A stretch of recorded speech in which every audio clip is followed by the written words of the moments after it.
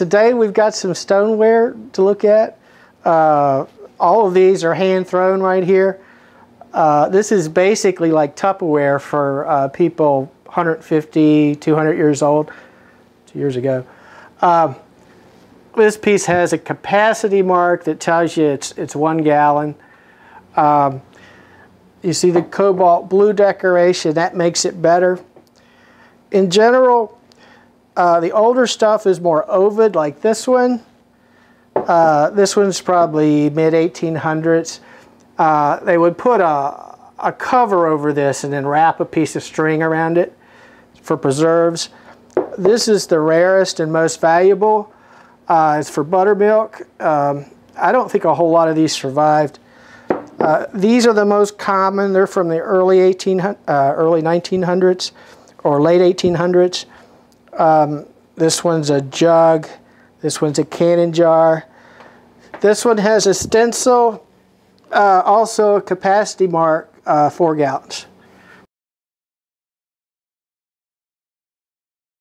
How you know it's hand thrown? First of all, you can see how uneven it is, and you can feel it where the ribs are inside. You can see it. You can see the variation. This one was molded. It's perfectly round. It's perfectly smooth.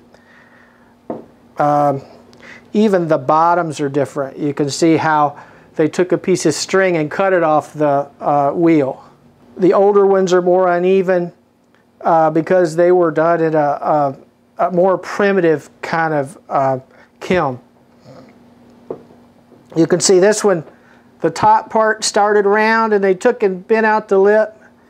They applied the handle. This one has the best decoration.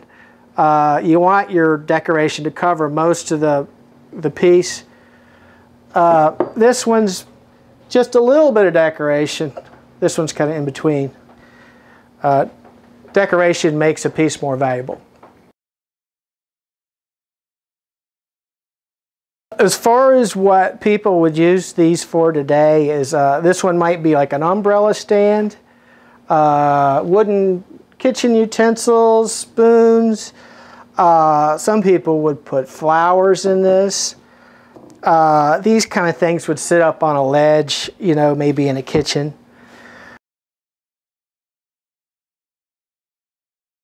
Okay, these right here are late 1800s, early 1900s.